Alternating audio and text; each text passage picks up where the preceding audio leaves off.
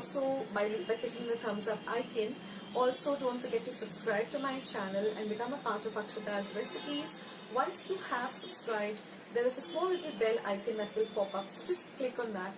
That way, whenever I put up a new recipe or a new video, you'll get a message for the same.